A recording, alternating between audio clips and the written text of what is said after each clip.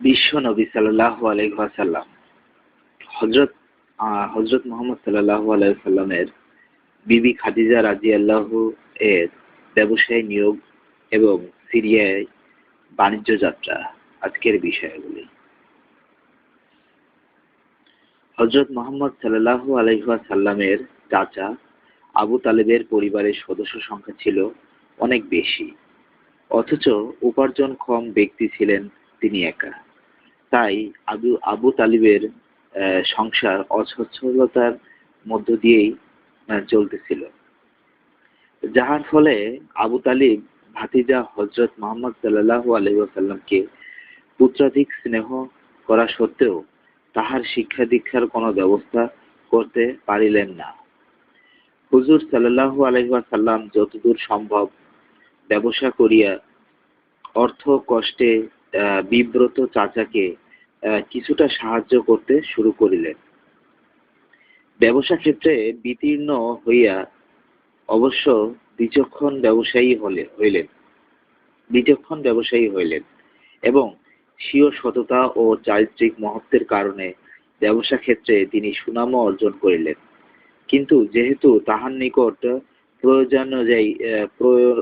প্রয়োজনানুযায়ী মূলধন ছিল না, মানে প্রয়োজন অনুযায়ী মূলধন ছিল না, এবং অর্থ ভাবজনিত কারণে আবু তালিবও তাহাকে অর্থ যোগান দিতে পারিলেন না।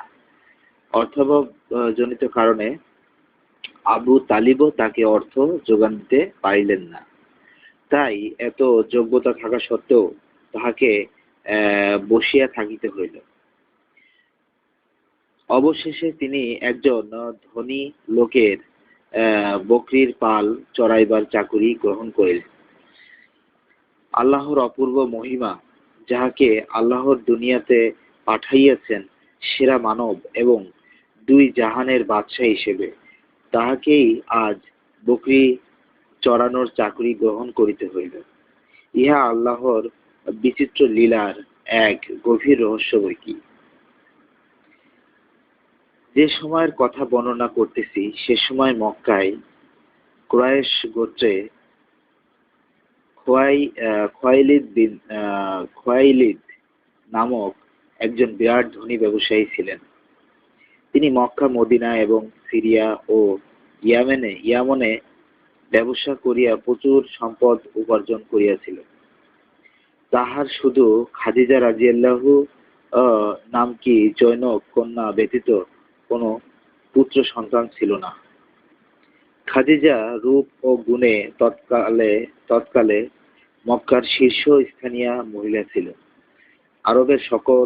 আরবের সেই কলঙ্ক কালিমালিপ্ত যুগেও তাহার পবিত্র চরিত্র ছিল স্বচ্ছ আয়নার মতো নিখুঁত ও নিষ্কলঙ্ক। হযরত খাদিজা কেবল রূপে ও গুণেই শ্রেষ্ঠ ছিলেন না, তিনি পরমা বিদুষী এবং অত্যন্ত বুদ্ধিমতীও ছিলেন। খোয়াইলিদ আরবের এক বিরাট ধনী ও সম্ভ্রান্ত যুবকের সহিত খাদিজা রাদিয়াল্লাহুকে খোয়াইলিদ বিবাহ দিলেন। কিন্তু দুর্ভাগ্যবশত বিবাহের কিছুদিন পরেই তিনি বিধবা হইলেন। বিধবা হওয়ার পর আরবের বহু ধনী ও শিক্ষিত যুবক তাহাকে পুনরায় বিবাহ করার জন্য পয়গাম পেশ করিলেন। খোয়াইলিদও তাহার কন্যাকে আবার বিবাহ দেবার জন্য ইচ্ছুক ছিলেন। সুতরাং আবার এক সুযোগ্য পাত্রের সহিত তাহার বিবাহ সম্পন্ন হইল। কিন্তু হযরত খাদিজা রাদিয়াল্লাহু তাআলা আনহা এর ভাগ্যই বুঝি ছিল অনুরূপ। তাই এখানেও স্বামীর মৃত্যুতে তিনি বিধবা হইলেন। শোক বিহ্বলা খাদিজা রাদিয়াল্লাহু তাআলা আনহা তখন স্বামী গৃহ হইতে পিত্রালয়ে চলিয়া আসিলেন।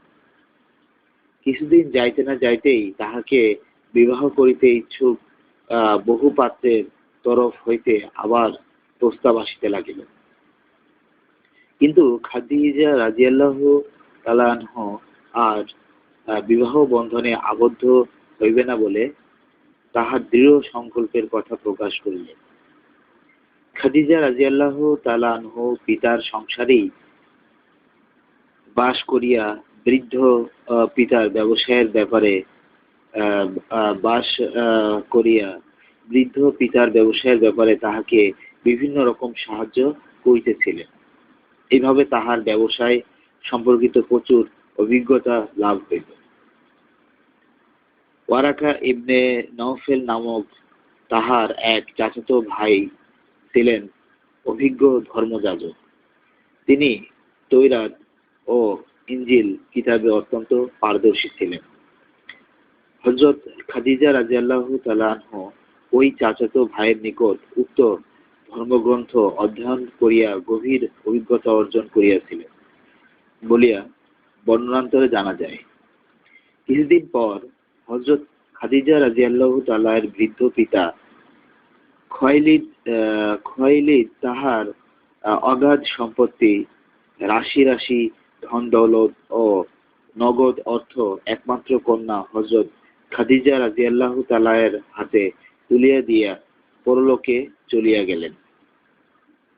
এইবার খাদিজা রাদিয়াল্লাহু তাআলা আনহা এর উপর বিরাট দায়িত্ব ও কর্তব্যের চাপ আসিয়া পড়িল।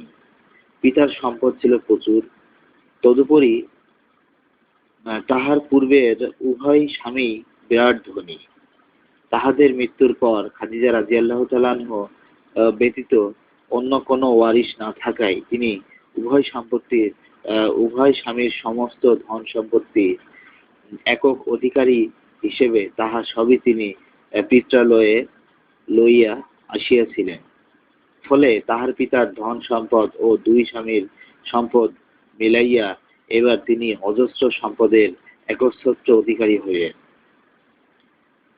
পিতার সেই বিরাট ও ব্যাপক ব্যবসা পরিচালনা করা একজন মহিলার পক্ষে সহজ কাজ নহে।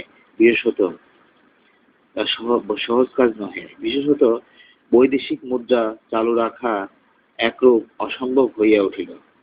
তবে মাইসারা নামক তাহার জনৈক বিচক্ষণ কৃতদাস ও খুজাইমা নামক এক বিশ্বাসী আত্মীয়ের দ্বারা কোন প্রকারে ব্যবসা চালাইয়া যাইতেছিলেন। তবে তাহার ওই বিরাট ব্যবসা আরো সুন্দর ও সুষ্ঠুরূপে পরিচালনার জন্য একজন অধিক যোগ্য ও দক্ষ লোকের প্রয়োজনীয়তা দেখা দিল। হযরত মুহাম্মদ সাল্লাল্লাহু আলাইহি ওয়াসাল্লাম বাল্যকাল হতেই চাচার ব্যবসা বাণিজ্য করিয়া যথেষ্ট অভিজ্ঞতা ও সুনাম অর্জন করিয়াছিলেন। তাহার সততা, সত্যবাদিতা, বিশ্বস্ততা, আমানতদারি ও অন্যান্য গুণাবলী তাহাকে ব্যবসা ক্ষেত্রে সুনামশীল ও খ্যাতিমান ব্যক্তিরূপে পরিগণিত করিয়াছিল। ব্যবসায়ীগণ এজন্য প্রত্যেকেই তাহার প্রতি যার পর নাই আস্থাবান এবং শ্রদ্ধাশীল।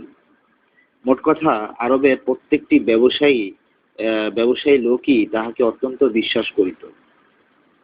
হযরত মুহাম্মদ সাল্লাল্লাহু আলাইহি ওয়াসাল্লামের এইসব গুণ ও যোগ্যতার কথা হযরত খাদিজার কানে গিয়ে পৌঁছিল। হযরত খাদিজা রাদিয়াল্লাহু তাআলা চিন্তা করিতে লাগলেন তাহাকে নিজের প্রয়োজনীয় পদটিতে নিয়োগ করিতে পারেন কিনা। ইতিমধ্যে হযরত খাদিজা রাদিয়াল্লাহু তাআলা আনহু এক রাতে একটি অতি আশ্চর্য স্বপ্ন দেখিলেন।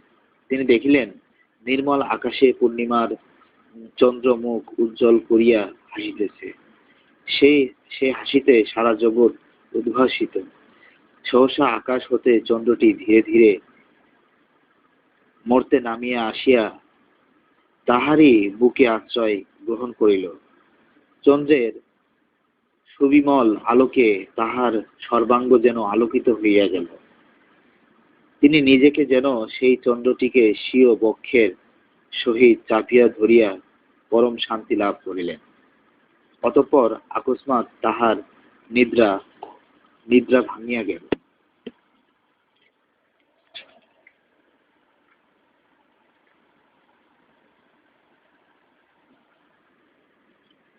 এরূপ অদ্ভুত স্বপ্ন দেখিয়া হযরত খাদিজা ইহার তাৎপর্য সম্পর্কে খুবই চিন্তা করিতে লাগিলেন।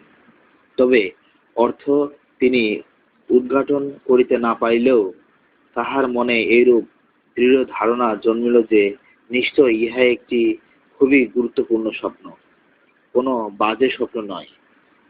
অতএব পরদিন সকলেই স্বীয় পিতৃব্য পুত্র বিজ্ঞ ধর্মীয় পণ্ডিত ওয়ারাকা ইবনে নওফেলের নিকট উপস্থিত হইলেন এবং তাহার নিকট সে অভাবিত স্বপ্নটির কথা বর্ণনা করত। উহার অর্থ জানিতে চাইলেন। ওয়ারাকা ওই অপূর্ব স্বপ্নটির কথা শুনিয়া বলিলেন, বোন, তুমি অত্যন্ত ভাগ্যবতী মনে হইতেছে, কেননা তুমি যে স্বপ্ন দেখিয়াছ তাহার অর্থ খুবই গুরুত্বপূর্ণ। কারণ আমি তৌরাত ও ইনজিল কিতাব পাঠ করিয়া যে তথ্য লাভ করিয়াছি তাহাতে পরিষ্কার বোঝা যাইতেছে দুনিয়াতে আখেরি নবী সাল্লাল্লাহু আলাইহি ওয়াসাল্লামের আবির্ভাব ঘটিয়াছে। আজ তোমার এই স্বপ্ন বৃত্তান্ত শুনিয়া ইহা পরিষ্কার বুঝা যাইতেছে যে তুমি সেই আখেরি নবী সাল্লাল্লাহু আলাইহি ওয়াসাল্লামকেই স্বামিত্বে বরণ করিবে। আর নারী পুরুষের মধ্যে তুমি সর্বপ্রথম নবীরূপে স্বীকার ও বিশ্বাস করিয়া তাহার ধর্মমত গ্রহণ করিবে। পিতৃব্য পুত্রের নিকট নিজের স্বপ্নের ঐরূপ ব্যাখ্যা শুনিয়া হযরত খাদিজা রাদিয়াল্লাহু তাআলা অবর্ণনীয় খুশি মনে গৃহে প্রত্যাবর্তন করিলেন। বলার অপেক্ষা রাখে না যে সেই দিন হতেই হযরত খাদিজা রাদিয়াল্লাহু এর হৃদয়ের মধ্যে এক প্রচ্ছন্ন বাসনা অঙ্কুরিত হইল। এ সময় হযরত মুহাম্মদ সাল্লাল্লাহু আলাইহি ওয়াসাল্লামের বিবাহ করার বয়স হইয়াছিল এবং তাহার ব্যবসা ও সমাধা করার দায়িত্ব ছিল তাহার চাচা আবু তালিবের উপর। কিন্তু তাহার অধিক অর্থের অনটনের কারণে তিনি তাহা পারিয়া উঠিতেছিলেন না। হযরত মুহাম্মদ সাল্লাল্লাহু আলাইহি ওয়াসাল্লাম নিজেও যে চাকুরিটি করিতেছিলেন তাহার আয়ও খুবই নগণ্য। তাই তাহার নিজের পক্ষেও খরচপত্রের সংস্থান করিয়া বিবাহের আঞ্জাম করা সম্ভব ছিল না মোটেই। তাই আবু তালিব দায়িত্বশীল অভিভাবক হিসেবে ওই ব্যাপারে খুবই উদ্বিগ্ন ও বিশেষভাবে চিন্তিত ছিলেন। একদা তিনি ভাতিজাকে নিকটে বসাইয়া তাহার সঙ্গে বিষয়টি খোলাখুলি আলোচনা করিলেন। প্রিয় মুহাম্মদ সাল্লাল্লাহু আলাইহি ওয়াসাল্লাম, আমি তোমার নিকট খুব লজ্জিত যে খরচের অভাবজনিত কারণে আমি এখন পর্যন্ত তোমাকে বিবাহ করাইতে পারিলাম না, অথচ তোমাকে বিবাহ করাইবার জন্য আমি অত্যন্ত ইচ্ছুক। আমার মনে একটি খেয়াল জাগিল যে মৃত খুয়াইলিদ কন্যা খাদিজার বিরাট কারবার, তাহার সে কারবারের মনে হয় যোগ্য সৎ অভিজ্ঞ লোকের প্রয়োজন হইতে পারে। যদি হয় তবে তুমি সেই পদে বহাল হইতে পারিলে বিনিময়ে তোমার কিছু ভালো উপার্জন হইতে পারে। তখন উহার কিছু কিছু সঞ্চয় করিয়া তাহা দ্বারা তোমার বিবাহের ব্যবস্থা করিতে হইবে। অতএব তোমার নিকট আমার জিজ্ঞাসা এই যে তুমি খাদিজা রাদিয়াল্লাহু তাআলা আনহার এই ব্যবসায়ে নিযুক্ত হইতে রাজি আছো কিনা। হযরত মুহাম্মদ সাল্লাল্লাহু আলাইহি ওয়াসাল্লাম বলিলেন, চাচাজান, আপনি আমার গার্জিয়ান এবং পরম হিতাকাঙ্ক্ষী, সুতরাং আপনার যে কোনো অভিমতের সহিত আমি ঐক্যমত থাকিব, সে বিষয়ে আপনি নিশ্চিত থাকুন। ওদিকে বিবি খাদিজা রাদিয়াল্লাহু তাআলা আনহা যেহেতু হযরত মুহাম্মদ সাল্লাল্লাহু আলাইহি ওয়াসাল্লামের প্রজ্ঞা ও যোগ্যতার সংবাদ শুনিতে পাইয়াছিলেন, তাই ইতিমধ্যেই একদা হযরত মুহাম্মদ সাল্লাল্লাহু আলাইহি সাল্লামের নিকট লোক মারফত তাহাকে ব্যবসায়ে নিযুক্ত করার প্রস্তাব প্রেরণ করিলেন। হযরত মুহাম্মদ সাল্লাল্লাহু আলাইহি সাল্লাম এ বিষয়ে স্বীয় চাচা আবু তালিবের সহিত আলোচনা করিয়া লোকটিকে জানাইয়া দিলেন যে এ ব্যাপারে তিনি রাজি আছেন। কয়েকদিনের মধ্যেই হযরত খাদিজা রাদিয়াল্লাহু তাআলা আনহু বহু টাকা পয়সা ও ব্যবসায়ের পণ্য দিয়া হযরত মুহাম্মদ সাল্লাল্লাহু আলাইহি সাল্লামকে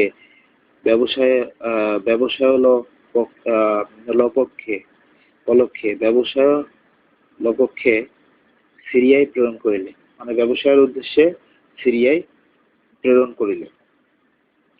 হযরত খাদিজা রাদিয়াল্লাহু তাআলা আনহু হযরত মুহাম্মদ সাল্লাল্লাহু আলাইহি সাল্লামের কাজে সহায়তা ও তাহার সেবা যত্ন করার জন্য তাহার মাইসারা নামক একজন বিশ্বস্ত ও সুদক্ষ কৃতদাসকে ও খুয়াইমা নামক একজন কর্মদক্ষ আত্মীয়কে তাহার সঙ্গে পাঠাইলেন। তিনি তাহাদেরকে বলিয়া দিলেন যে তোমরা উভয়ই তাহার সেবা যত্ন করিবে, তাহার আদেশ উপদেশ মানিয়া চলিবে এবং সদা সর্বদা তাহার সুবিধা অসুবিধার প্রতি সতর্ক দৃষ্টি রাখিবে। এক বর্ণনায় দেখা যায় যে হযরত খাদিজা রাদিয়াল্লাহু তাআলা আনহু হযরত মুহাম্মদ সাল্লাল্লাহু আলাইহি ওয়াসাল্লামকে তাহার ব্যবসায়ের কর্মে নিয়োগ করিবেন সিদ্ধান্ত স্থির করিয়া তাহার নিকট লোক পাঠাইবার আয়োজন করিতেছিলেন। ঠিক এমনই সময়ে আবু তালিব ভ্রাতুষ্পুত্র হযরত মুহাম্মদ সাল্লাল্লাহু আলাইহি সাল্লামকে সঙ্গে লইয়া খাদিজা রাদিয়াল্লাহু তাআলার বাড়ি হাজির হইলেন। ইহাতে খাদিজা রাদিয়াল্লাহু তাআলার অতিমাত্রায় খুশি হইয়া তাহাদের সাথে বিশেষভাবে আলাপ আলোচনা করিয়া হযরত মুহাম্মদ সাল্লাল্লাহু আলাইহি ওয়াসাল্লামকে ব্যবসায় কাজে নিযুক্ত করার বিষয়টি তখনই ফয়সালা করিলেন। তবে সে যাই হোক না কেন, ইহা কোনো প্রয়োজনীয় বিষয় নহে বলিয়া আমরা ওই বিষয়টির উপর কোনো দীর্ঘ আলোচনা করিতে না যাই, মূল বক্তব্য ও ঘটনার দিকে প্রত্যাবর্তন করিতেছি। হযরত মুহাম্মদ সাল্লাল্লাহু আলাইহি সাল্লাম বিবি খাদিজা রাদিয়াল্লাহু এর ব্যবসায়ে পণ্য লইয়া সঙ্গী মাইসারা ও খুজাইমা সহ একটি ব্যবসায়ী কাফেলার সাথে মিলিত হইয়া সিরিয়া অভিমুখে রওনা হইলেন এবং যথাসময়ে সিরিয়ার অন্তর্গত বসরায় পৌঁছাইয়া এক স্থানে এক বিরাট বটবৃক্ষের তলায় তাঁবু স্থাপন করিলেন। ওই বৃক্ষটি বহুদিন ধরিয়া পুত্র পুষ্প ও ফলবিহীন অবস্থায় প্রায় মৃতবৎ দণ্ডায়মান ছিল। কাফেলার লোকগণ গাছটির নিচে তাঁবু গাড়িবার সময় হযরত মুহাম্মদ সাল্লাল্লাহু আলাইহি ওয়াসাল্লামের ওই গাছটির একটি শিকড়ের উপর বসিয়া বিশ্রাম করিতেছিলেন। কাফেলার লোকজন গাছটির নিচে তাঁবু গাড়িবার সময় হযরত মুহাম্মদ সাল্লাল্লাহু আলাইহি ওয়াসাল্লাম ওই গাছটির একটি শিকড়ের উপর বসিয়া বিশ্রাম করিতেছিলেন। কিন্তু কি আশ্চর্যের বিষয়, তিনি ওই গাছটির শিকড়ের উপর বসিবা মাত্র গাছটি একেবারে সজীব হইয়া উঠিল এবং কিছুক্ষণের মধ্যেই পুষ্প পল্লব উদ্গত হইয়া উহা একটি সম্পূর্ণ তরতাজা বৃক্ষে পরিণত হইল। নিকটস্থ লোকজন এই দৃশ্য প্রত্যক্ষ করিয়া বিস্ময়ে হতবাক হইয়া গেল। উক্ত গাছটির অদূরেই বহাইরা নামক এক খ্রিস্টান ধর্মযাজক বাস করিতেন। এই সংবাদ শুনিয়া তিনি দ্রুত পদে ছুটিয়া আসিয়া দেখিতে পাইলেন যে সত্যি দীর্ঘকাল যাবৎ উক্ত অর্ধমৃত বৃক্ষটি তরতাজা হইয়া উহাতে পত্রপুষ্প ফুল বাহির হইয়াছে। বুহাইরা রাহেব বিস্মিত হইয়া উক্ত কাফেলার প্রত্যেকের পরিচয় জিজ্ঞাসা করিলেন, কেননা তাহার মনে দৃঢ় প্রত্যয় জানিয়াছিল যে এই কাফেলার লোকদের মধ্যে নিশ্চয়ই একজন মহাপুরুষ আছেন। এই গোপন উদ্দেশ্য মনে ধারণ করিয়া তিনি সকলের সহিত আলাপ করিতে করিতে অবশেষে হযরত মুহাম্মদ সাল্লাল্লাহু আলাইহি সাল্লামের সাথে বিশেষভাবে আলাপ করিয়া বুঝিতে পারিলেন যে অদূর ভবিষ্যতে এই যুবকই শেষ জামানার নবী হইবেন। খ্রিস্টান ধর্মযাজক পূর্ববর্তী আসমানি কিতাব ইনজিলে বিশেষ অভিজ্ঞ ছিলেন। তিনি ইনজিলে শেষ নবীর যে আকৃতি প্রকৃতির কথা পাঠ করিয়াছিলেন, হযরত মুহাম্মদ সাল্লাল্লাহু আলাইহি সাল্লামের আকৃতি ও প্রকৃতির সহিত উহার হুবহু মিল দেখিতে পাইয়া তিনি বুঝিতে পারিলেন যে তাহার ধারণা সম্পূর্ণ ঠিক। বুহাইরা বহুক্ষণ ধরিয়া হযরত মুহাম্মদ সাল্লাল্লাহু আলাইহি সাল্লামের সঙ্গে আলাপ করিয়া তাহার গভীর জ্ঞানের পরিচয় পাইয়া অত্যন্ত সন্তুষ্ট হইলেন। তাহার পর তিনি হযরত মুহাম্মদ সাল্লাল্লাহু আলাইহি সাল্লামের সঙ্গী মাইসারাকে গোপনে ডাকিয়া বলিলেন, আমাদের সঙ্গে হযরত মুহাম্মদ সাল্লাল্লাহু আলাইহি সাল্লামের একজন সত্যিকার মহাপুরুষ, আমাদের সঙ্গী হযরত মুহাম্মদ সাল্লাল্লাহু আলাইহি সাল্লাম একজন সত্যিকার মহাপুরুষ। ভবিষ্যতে ইনিই হবেন আখেরি নবী। এদেশের খ্রিস্টান ও ইহুদিগণ ইহার পরিচয় পাইলে ইহার প্রাণনাশের চেষ্টা করিবে, যেহেতু তাহারা জানে যে আখেরি নবীর আবির্ভাব হইলেই উহাদের পৈতৃক ধর্ম বাতিল হইয়া তাহারই ধর্ম দুনিয়ায় সব্রত প্রচলিত হইবে। অতএব তোমরা কাল বিলম্ব না করিয়া অতি সত্বর প্রত্যাগমন করো। ধর্মযাজক বুহাইরার উপদেশ ক্রমে হযরত মুহাম্মদ সাল্লাল্লাহু আলাইহি সাল্লাম উল্লিখিত বর্ষা নগরেই দ্বিগুণ লাভে তাহার যাবতীয় মালপত্র বিক্রয় করিয়া দেশে রওনা হইলেন। ফিরিবার পথে মাইসারা ও খুজাইমা লক্ষ্য করিল যে হযরত মুহাম্মদ সাল্লাল্লাহু আলাইহি সাল্লাম যে উটের উপরে আরোহণ করিয়া পথ চলিতেছেন, ঠিক তাহার উপরে একখণ্ড মেঘ ছায়া প্রদান করিয়া তাহার সাথে সাথে অগ্রসর হইতেছে। মাইসারা ও খুজাইমা বাড়ি প্রত্যাবর্তন করিয়া খাদিজা রাদিয়াল্লাহু তাআলা আনহার নিকট উল্লিখিত গাছের ঘটনা, মৃত গাধার জীবিত হওয়ার কথা, ধর্মযাজক বুহাইরার ভবিষ্যদ্বাণীর কথা এবং পথিমধ্যে হযরত মুহাম্মদ সাল্লাল্লাহু আলাইহি সাল্লামের উপরে মেঘের ছায়া প্রদানের কথা সবই খুলিয়া বলিল। হযরত খাদিজা রাদিয়াল্লাহু তাআলা এইসব আশ্চর্য ঘটনার কথা শুনিয়া বুঝিতে পাইলেন যে এই যুবক সত্যিই শেষ নবী হইবেন। যথাসময়ে হযরত মুহাম্মদ সাল্লাল্লাহু আলাইহি সাল্লাম হযরত খাদিজা রাদিয়াল্লাহু তাআলার নিকট ব্যবসায়ের হিসাব নিকাশ বুঝিয়ে দিলেন। খাদিজা রাদিয়াল্লাহু তাআলা দেখিলেন যে প্রদত্ত মূলধনের প্রায় দ্বিগুণ মুনাফা হইয়াছে। হযরত খাদিজা রাদিয়াল্লাহু তাআলা আনহু ব্যবসায় শুরু করিয়াছেন অবধি কোনবারই তাহার এত অধিক লাভ হয় নাই। ইহাতে খাদিজা রাদিয়াল্লাহু তাআলা আনহু হযরত মুহাম্মদ সাল্লাল্লাহু আলাইহি সাল্লামের প্রতি এত বেশি সন্তুষ্ট হইলেন যে তাহাকে তিনি তাহার ন্যায্য পাওনা ছাড়াই আরো বহু টাকা পুরস্কার স্বরূপ দিলেন। হযরত ওয়ারাকা ইবনে নওফলের নিকট হইতে নিজের দেখা পূর্বের সেই স্বপ্নের মর্ম জানিবার পর হইতেই হযরত মুহাম্মদ সাল্লাল্লাহু আলাইহি সাল্লামের প্রতি কেমন জানি একটা আকর্ষণ বোধ করিতেছিলেন, যদিও তিনি তাহাকে দর্শন করেন নাই।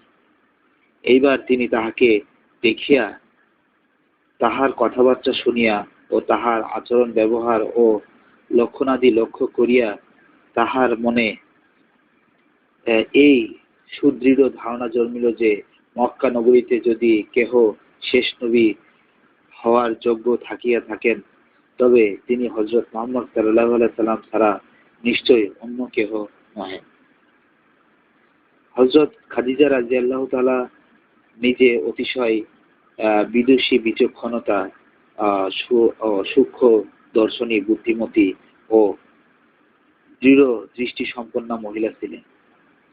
তাই তিনি হযরত রাসূল করিম সাল্লাল্লাহু আলাইহি ওয়াসাল্লামের অপূর্ব সততা, বিশ্বস্ততা, আমানতদারি, বিনয় নম্রতা, ব্যক্তিত্ব, সচ্চরিত্রতা ও ন্যায় নিষ্ঠার প্রভৃত গুণ প্রত্যক্ষ করিয়া তাহার প্রতি অধিকতর আকৃষ্ট হইয়া পড়িলেন।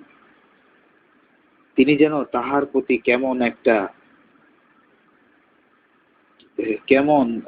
কেমন একটা হৃদয় টান অনুভব করিতে লাগিলেন। এ সময় তিনি মনে মনে ভাবিতেছিলেন, যদি এই ব্যক্তি শেষ নবী হন, আর আমি যদি তাকে স্বামিত্বে বরণ করিয়া তাহার দাসীরূপ স্ত্রী হইতে পারি, তবে আমার মতো সৌভাগ্যবতী নারী আরবে কেন, সারা দুনিয়াতে আর কে হইতে পারে। আজকে এ পর্যন্তই। আমাদের রিয়েল স্টোরি চ্যানেলে আপনারা সাবস্ক্রাইব করুন এবং পরবর্তীতে আমরা আরো ঘটনা, আরো স্টোরি, সত্য ঘটনা এবং সত্য গল্প আমরা আপনাদের সাথে শেয়ার করব। আমাদের পরবর্তী ঘটনা পেতে আমাদের সাথে থাকুন, আমাদের চ্যানেলকে সাবস্ক্রাইব করুন, তাহলে আপনারা আমাদের প্রত্যেকটা এপিসোড পাবেন। ধন্যবাদ সবাইকে।